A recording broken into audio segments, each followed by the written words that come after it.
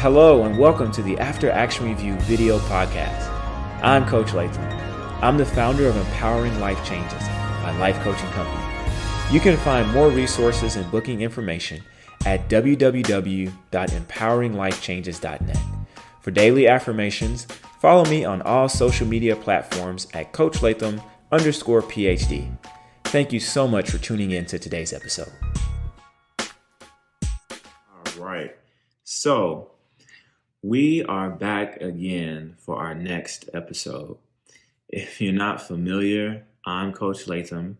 I'm a life coach, and I have a life coaching company called Empowering Life Changes. And today's episode, it actually was scheduled for a little bit later in the month, but it was just on my heart to go ahead and start rolling through this material for today.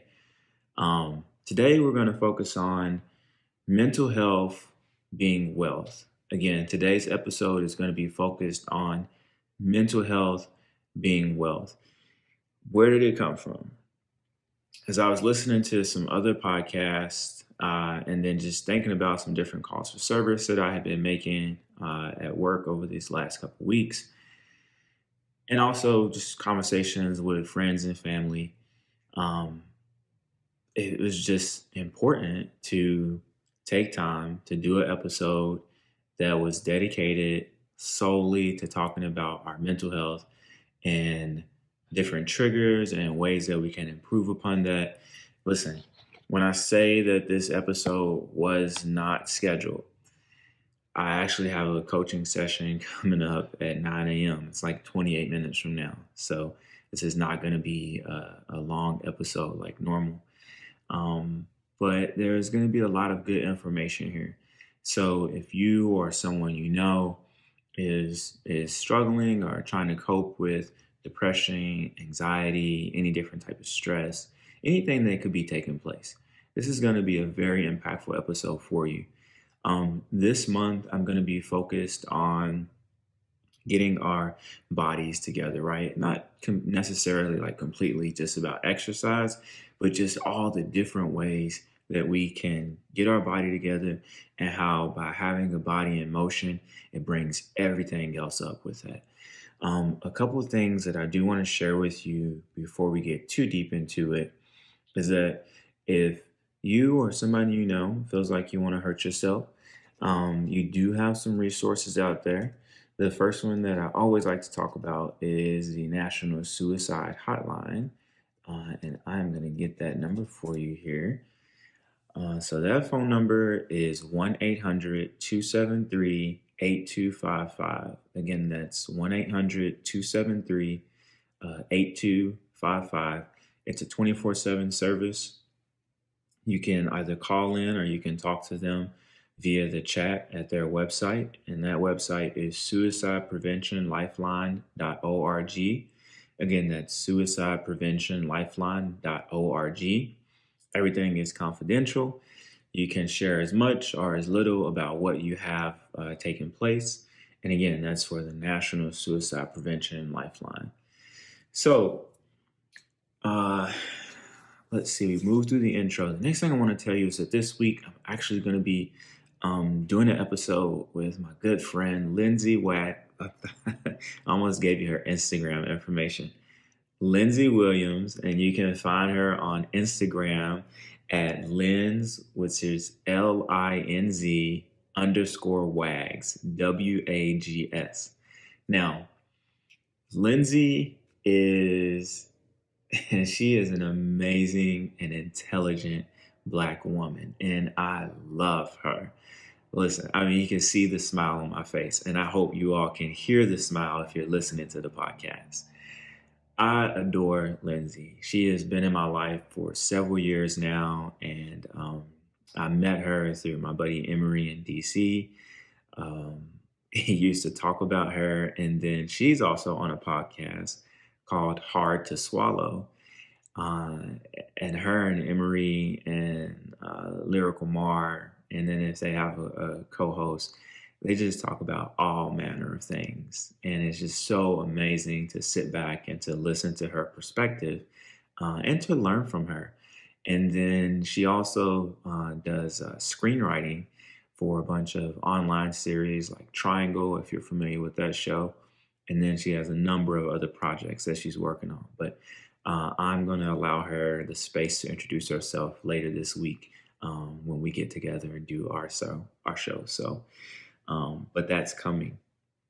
In that episode with Lindsay, we're going to be dealing with goal setting, how to properly use affirmations. We're going to be talking about self love. I can't wait to have the discussion with her and to share it with you about what her life has been like from the perspective of a Black woman, not just in corporate America, not just growing up um, in the city within New York, but also working in the film industry and just, because there's so many different layers to things. We're going to be talking about mental health, acceptance, relationships, because everybody everywhere loves when we talk about relationships. Everybody is trying to find their way to have the best relationship that they can have. And I think it's important, um, especially that, I have a guest who's a little bit older than me, that has a little bit more life experience. And so she gets to bring in her own individual flavor of things. And then, of course, whatever else we come up with. It's always a good time when I get to have a good friend on the show with me because, you can kind of see the banter that we have going back and forth.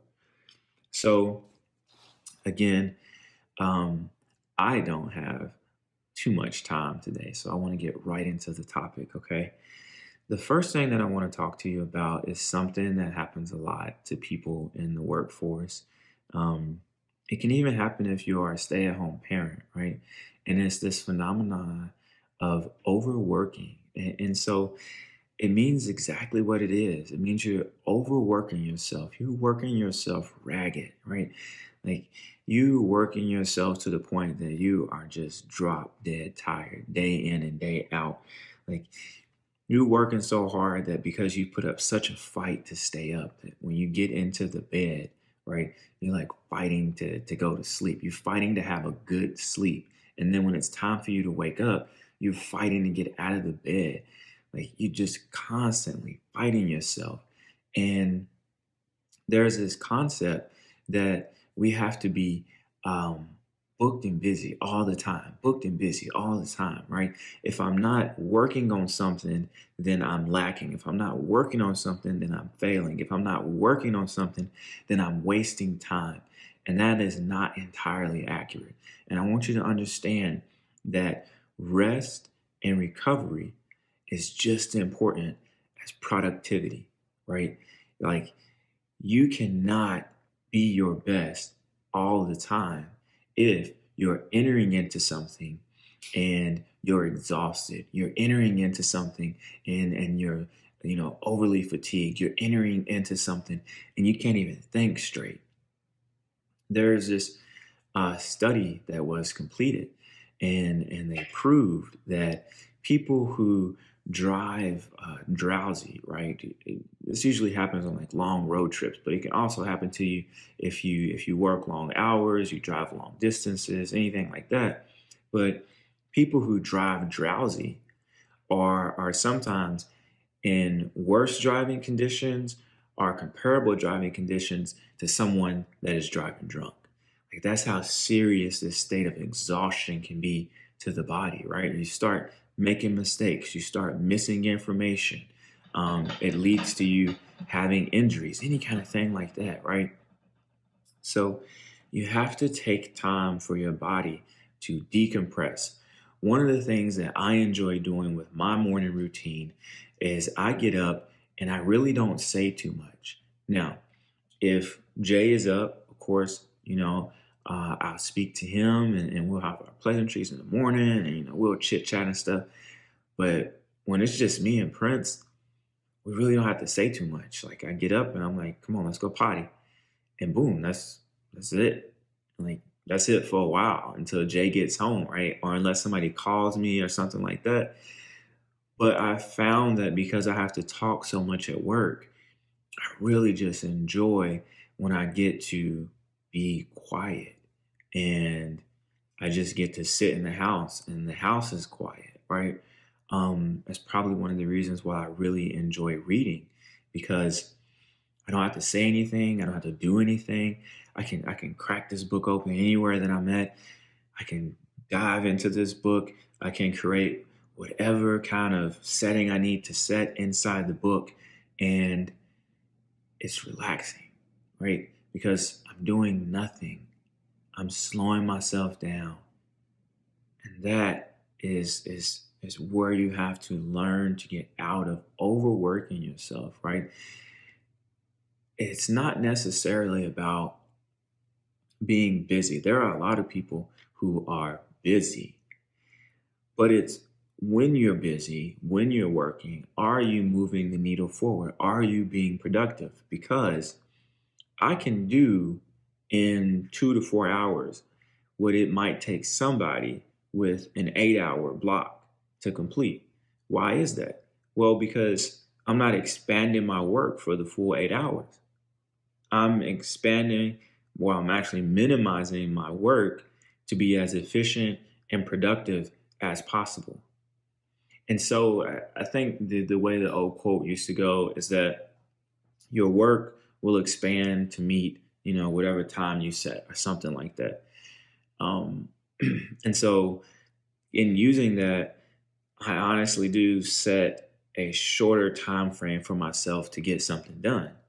Well, because I don't just want to be sitting there doing this for 8 hours, 10 hours, 12 hours. If I can get this done in a shorter amount of time, I want to get it done and be done with it, and then move on to something else, or move on to something that I might enjoy more.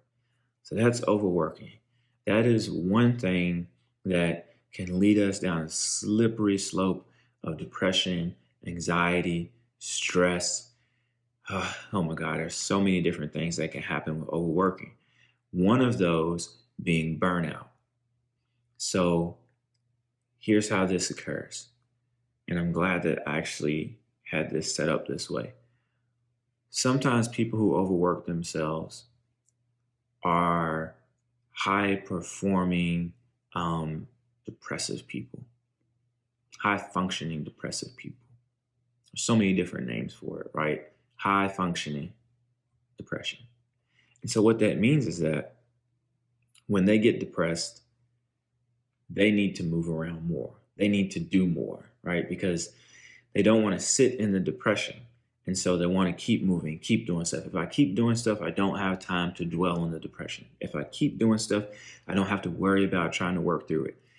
And that's so far from the truth, because you're going to have those quiet moments. You're going to have those down moments. You're going to have those times where there's nothing happening around you. And I see this so often in people that have trouble staying home. They have trouble being where it's quiet. They have trouble being alone. They have trouble sitting with themselves because they don't know how to process their thoughts. They don't know how to process those feelings. And when they are alone, it's like everything is closing in on them, right? All this stuff that they've been working to not have to deal with, now, boom, you have to deal with it. So, overworking is a part of being a high functioning depressed person. That then leads you to burnout. I saw this all the time in my old police agency. I saw it when I worked for the insurance company. You see it in academics. You see it with single parents. You see it with two-parent households. You see it in grandparents. You see it in your romantic relationships, even in your relationship with yourself. We all experience burnout. I don't care what it is that you're doing or how you're trying to do it. You're going to experience burnout at some point. Burnout occurs when you're not taking proper rest periods. Burnout is a sign of fatigue. Here's how this works. So you're steadily working towards something without taking the required number of breaks or necessary number of breaks, because everybody's different. You work on it so much that now you almost hate it in a sense, right? And you start to loathe it. And the thing that gave you joy no longer brings you joy because you have invested so much into this without taking time to step away from it and relax and shut things down. You can't even enjoy it anymore. Burnout is one of the leading reasons that we are losing nurses in this COVID crisis. It's one of the leading reasons that we're losing teachers. It's one of the reasons that we're losing higher level educators. It's one of the reasons that you're losing your first responders, you're losing your cashiers, you're losing your servers, because the workload is just so much and you can't keep pace. There's just not enough of you to go around. And as you continue to try to make ends meet, you start doing this thing where they call it burning both ends of the wick. And so if you think of a candle, right, we usually light the top part. Well, there's still a wick at the bottom. And so when you light both ends of the wick, eventually when a fire meets itself, right, those flames meet up, they extinguish themselves. And that's what happens. Burnout leads to more stress, right? So stress comes in many, many different ways, right? You're going to get occupational stress, which is stress that you encounter at work, right? So as a police officer, I encounter occupational stress when I'm writing reports, right? Because of the length of them and just trying to make sure I capture everything that happened. I get occupational stress when I'm driving lights and sirens because people don't move out of the way. If I get into a collision, I'm responsible for that, right? Occupational stress when I'm trying to talk to somebody that is in a mental crisis, right? I got to make sure I'm saying the right things. I got to make sure that I'm meeting them halfway or 75% or 90% because I'm trying to pull them back in and get them to willingly go with me to the hospital to be evaluated. If I'm dealing with a victim of domestic violence, even if I'm just taking a simple crash report or harassment report, right, or still some level of occupational stress, right? Well, then you still have the hidden stressors that are within there, right? Policy changes, legal updates, benefits changes with your insurance plan, salary changes, right? When they have the contract negotiations, even as an educator, right, and working for multiple colleges, there's still occupational stress, right? I have to develop lesson plans. I have to read essays. I got to make time to read those essays. I have to make time to respond to student emails and have phone calls with students, right? I got to check up on some students who aren't turning their work in. And then there's reports that have to be sent back to the university about these students. There's so many different things that you have to do.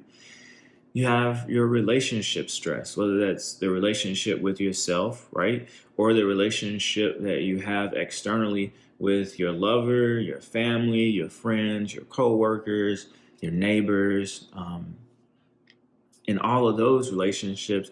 Oh my God, because they're even more intricate because you're trying to mesh all of these different people, right, into your life. That's additional stress. And then let's say you have kids, right? Even more stress, right? And so you can see how stress can grow exponentially because there are just so many different things that we get involved in. In a moment, we're going to talk about how we manage and handle stress because you just can't get away from it, right? It's just, there's no way to get away from it. The next thing I want to talk to you about is the difference between grief and depression, okay? Grief is like a deep state of sorrow. So the last time I experienced deep grief was in 2017, July. It was when my great grandmother passed away. I was in the police academy. She was very sick again.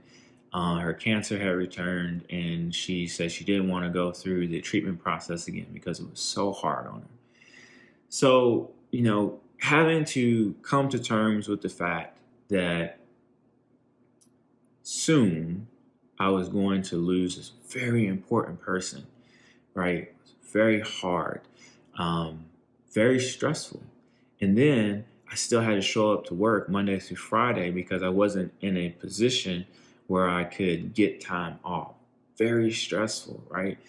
And then just trying to make time to see her when I could because I knew that the clock was running out.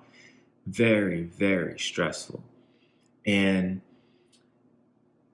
when she passed away, you know, cancer and terminal illnesses that give you like a few months to get ready are kind of like a blessing and a curse because you get to have a little bit of time where you can spend with the person and you start to work through the grief cycle through the 5 stages. Um, but you're never really ready. Right? You're never really ready.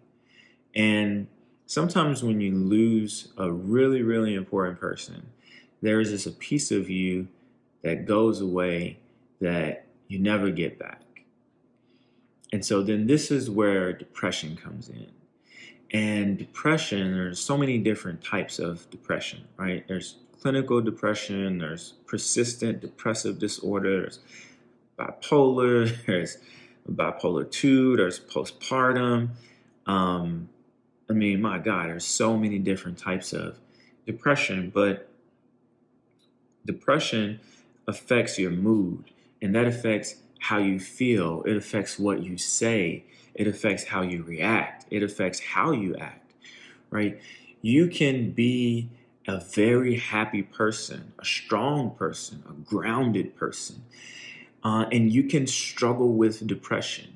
And this is why I talked about the high functioning depression in the beginning, because when you are the strong friend, nobody thinks that you get sad, right? Nobody thinks that you ever go through something.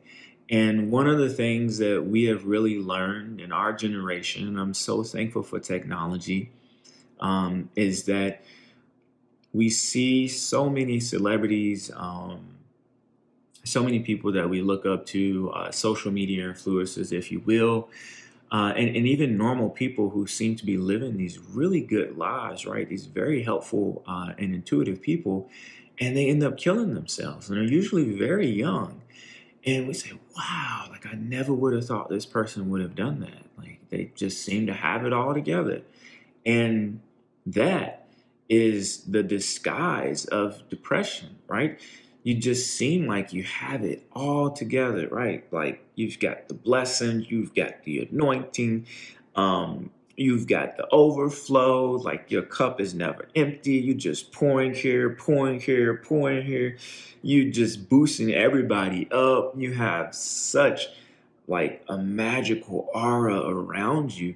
And then mm,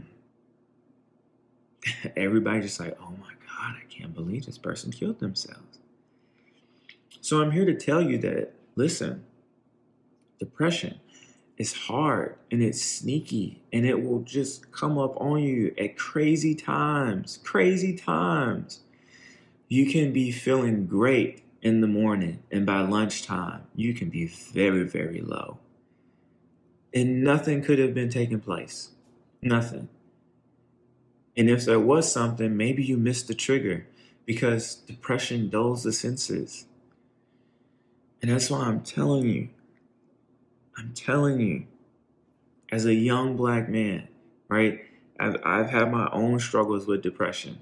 And so I'm telling you, I'm cautioning you, I'm begging you that if you recognize that something doesn't feel right, something feels different from how you normally interact, right? You feel more irritable, you feel more aggressive. You're noticing that you're not eating the same. You're noticing that you're not finding enjoyment in the things that you used to like. Maybe you notice that your sex drive is off, right? Maybe you notice that your impulse control is off. You wouldn't normally send these text messages, or you wouldn't normally take certain pictures of yourself, right? You wouldn't normally go to certain websites. Maybe there's different types of pornography that you normally wouldn't watch, or, different people that are trying to communicate with you that you normally wouldn't communicate with.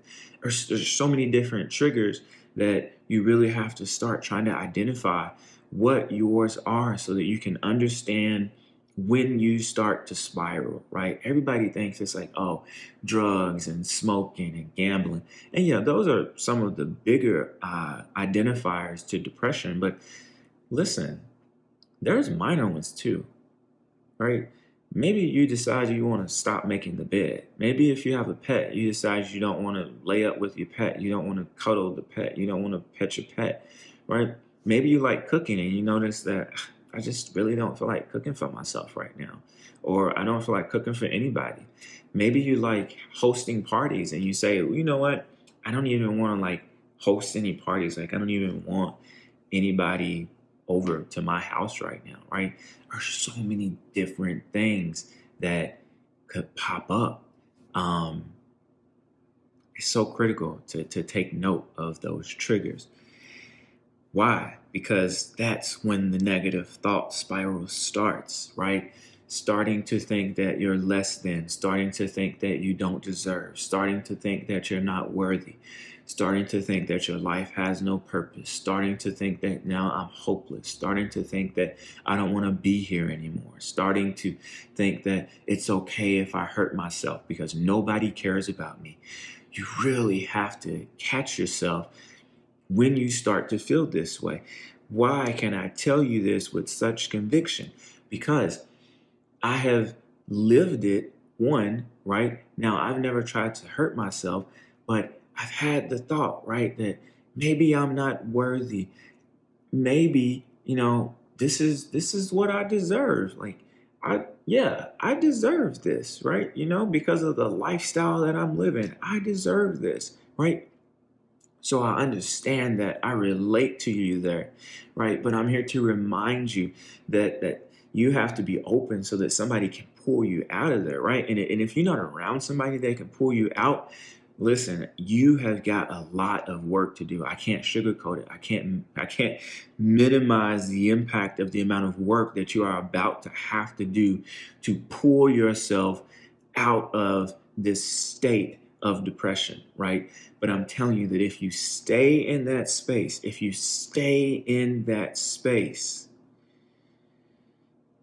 is hard to get out. So hard to get out. So we're going to take a break here. As Dave Chappelle would say, I got to go pay some bills. In reality, it is time for the coaching session. So I'm going to play an ad. I'm going to take care of our session. And then I'm going to come back and we're going to close out talking about self-sabotaging behaviors. And then we're going to go into some positive coping skills and strategies. All right, so I'm back. We had an amazing session. God, yes, we did. So I was closing out on talking about negative thoughts and when we start to spiral, right? And I was talking about the work that it takes to pull yourself out of that dark place. The next thing that I want to go into is self-sabotage. So once we get into that negative thought cycle and then we start to have that negative spiral, right? Self-sabotage is just kind of like the natural progression of things. So I've talked before about what self-sabotage is, but let's just go back into it real briefly. So when we have our self-sabotaging behaviors, right, it's sending out those risky text messages. It's having one too many drinks. It can be overeating, right? It can be oversleeping. Self-sabotaging behaviors can be like nitpicking, right? In our relationships, starting fake arguments, right? Like I'm irritated, so I'm gonna go piss somebody else off, right? Or I think that my partner is cheating on me. I'm gonna just start treating them like they're cheating on me, right? Or I feel like my partner doesn't want to be with me, and I'm upset with them because they don't want to be with me. Well, how do you know they don't want to be with you? You never had a check-in. You haven't had the discussion, right? So when we start to have these negative thoughts and we see ourselves going into these self-sabotaging behaviors, you have to pull yourself back. You got to slow yourself down. And so one of the things that, and I actually just talked about this in a past coaching session is that when I am faced with a tough decision or something that is stressing me out, right, it's almost leading me to the point of feeling overwhelmed. I ask myself, am I responding based on what's happening right now, or am I responding based on an experience that I've had before? And if I'm responding based on what's happening right now, I know that that's something that I need to move forward with and I need to make a decision. If I'm responding based on how I felt before, right, and it's coming from a place of emotion, then I need to slow that thought process down before I make a decision based on an irrational set of emotions. So, self-sabotaging behaviors, they come in many shapes, many forms. Some people only have one, other people have multiple self-sabotaging behaviors, and they may all come out around the same time, at the same time, over time. There's no telling, right? But once you start identifying them, you got to slow it down, reel it in, and then start working to get back to where you need to be. And that is where the work is at. Like a lot of people think that the work going through therapy is is in getting healed, right? Is in going through the healing process. There is a lot of work that goes in uncovering and pulling back all those layers, right? But the real work is in trying to stay in that space, is in trying to use that skill set that you've learned to counteract, um, years, decades of conditioning and behavioral cues, right? That is where the real work is at. And a lot of people will avoid therapy or avoid any kind of analysis like that, a psychosocial analysis, because they just don't want to do that kind of work, right? It's just easier to be who I am. It's easier to stay in whatever state that I've been in. That in and of itself is a self-sabotaging behavior, right? If you are constantly the person that has relationships and friendships that are ending, jobs that are ending, right? You're just transient, you're not able to maintain anything, and you think that you're not the problem or that you're not a part of the problem, that is a problem. So, the last thing that I want to go into are positive coping skills, right? There are a ton of negative coping skills, and if you're not sure what those are, those can include alcohol consumption, drug abuse, oversleeping, overeating, being hypersexual, um, pornography. There's just so many of them, that could be negative, and sometimes even the good ones, like if you exercise properly, right? But you can over exercise, and that can be a negative coping skill, right? You're exercising to get away from whatever is going on, and you're not actually taking the time to handle whatever it is that triggered you in the first place. So, your positive coping strategies, the first one, and the one that I think is the most important, is being able to do what's called a check-in. A check-in, I usually talk about this in relationships with other people, right? But even having a relationship with yourself, you have to check in with yourself. This is something that I do regularly. It's something that the people that are close to me, they also practice this. And it's just you taking the time to sit down with you and asking, how do I feel? And why do I feel that way? Or why have I felt that way? Recognizing when you aren't feeling your best, right? Recognizing when you're not making the best decisions, and then challenging why you made those decisions. And if after you've set out the challenge, right, and now you have your justification, um, if the reason that you made that decision is not in alignment with who you are as a person, okay, great. So now we know I'm not going to do that again. If it was in alignment with who you are and it was the right decision to make, okay, great. I made the right decision, right? Based on what I know and the totality of the circumstances. And then we're going to move on from there. Other coping skills beyond just doing a check-in, right? Fitness, exercise, a body in motion stays in motion. I'm not telling you to go out here and overdo this, but I am telling you to go out here and do something. It's been scientifically proven that when you exercise down to a molecular cellular level, there is a change that starts to happen in your body. Does this work for everybody? Absolutely not. There's no one size fits all when we're talking about working our way through stress and depression and burnout and all that kind of stuff. However, it is proven that more times than not, if a person gets out there, starts exercising, walking, running, swimming, biking, martial arts, boxing, jump rope, doing jumping jacks, push ups, some type of calisthenics program, right? Going in and doing strength training, if you're doing Olympic training, if you decide to do CrossFit, right? If you join intramural league, right? Whatever it is, you're doing some kind of exercise. It's been proven that that is actually extremely beneficial for you when it comes to your mental health and resiliency. Another positive coping strategy, right, is talking to a professional. I can't stress this enough. Therapy does not make you weak. Therapy does not have to be used solely because you have a problem or things are going bad, right? You are entering into therapy because you want to learn how to handle anything that comes your way, right? You're using therapy as a preventative tool. It's not a reactive measure, right? And so we just have to change the way that we see that. I really love the fact that we're in this self-care generation, and we now openly talk about our mental health, and we talk about how we feel and our energy level, right? And the vibes that we will and won't accept, right? And we talk about therapy and how amazing that is.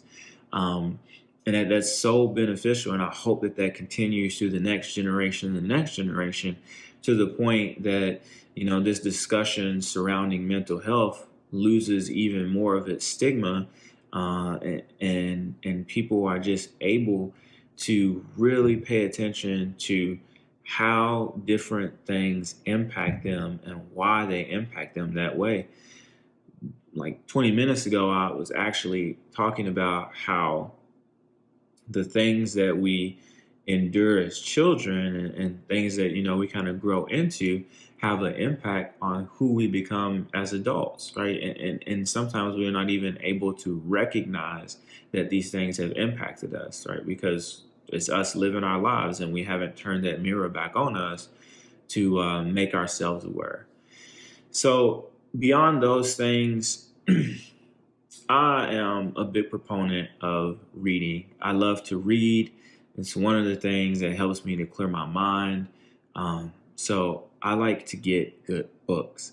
And some people will say, oh, I really can't sit down and read. It's just so boring to me and so hard. Well, nobody's telling you to sit down for 4 hours at a time.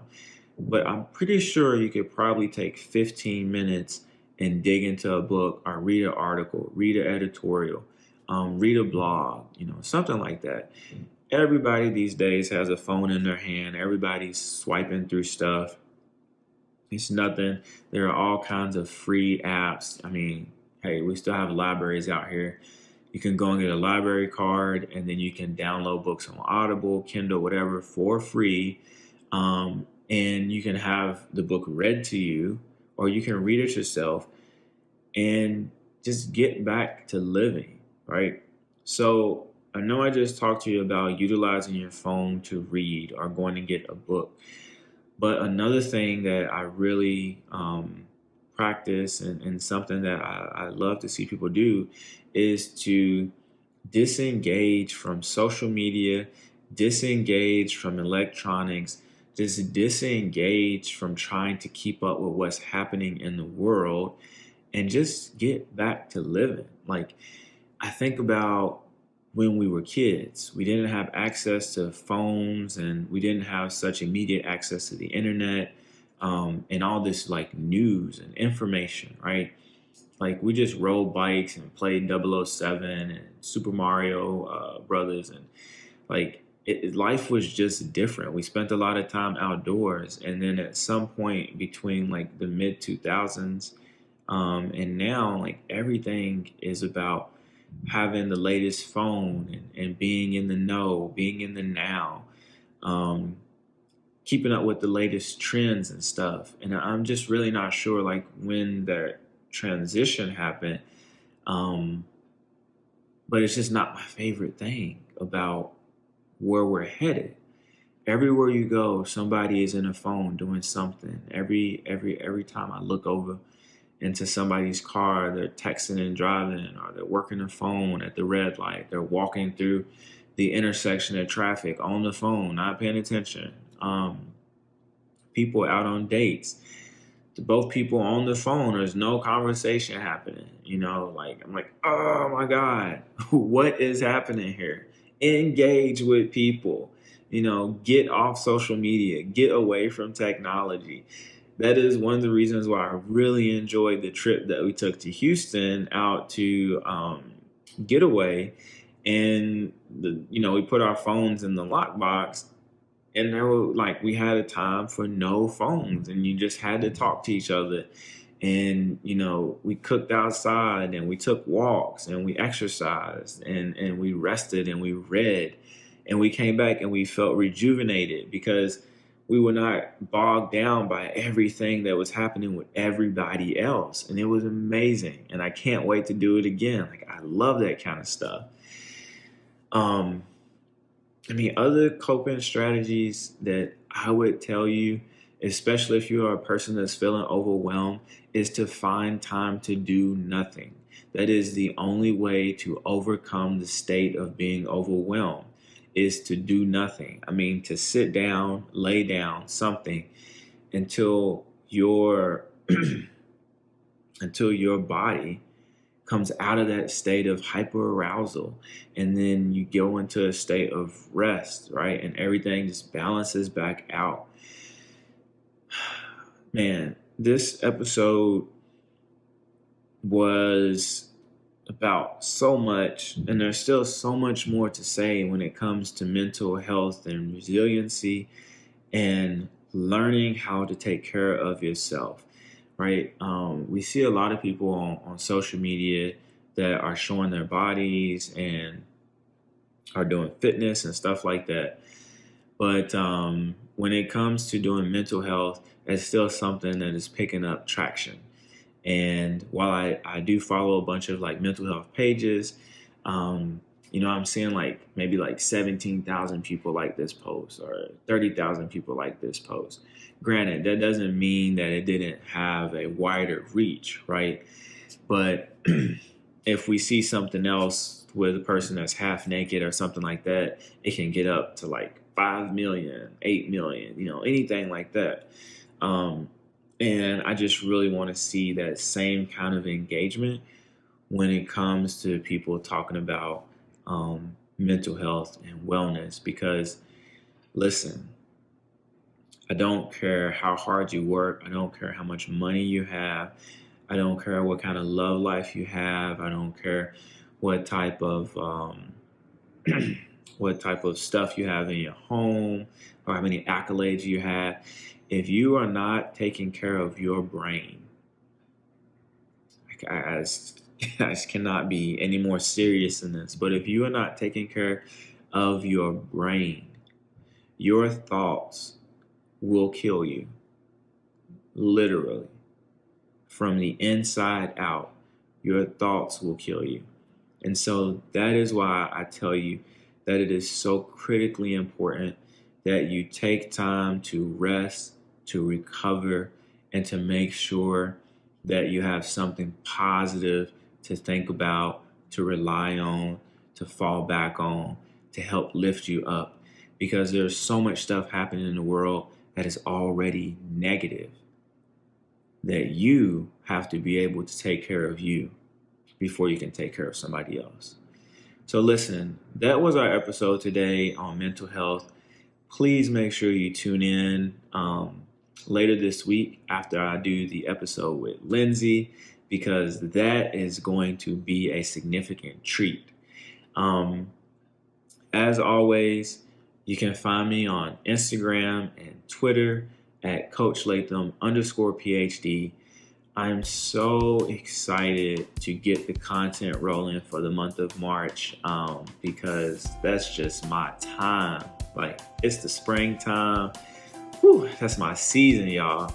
So, listen, I got to get out of here. It's time for me to eat my breakfast and to hydrate and to take a nap, really go to sleep because I worked all last night. But I had such a good time today. I really did. And I look forward to doing this again and continuing to produce the content. So as always, take care of yourself. Be kind to yourself. Can't stress it enough. Take care of yourself in all the many ways that we have to do that. And remember to be kind to yourself, all right? And I will see you and we will talk again. Thank you so much.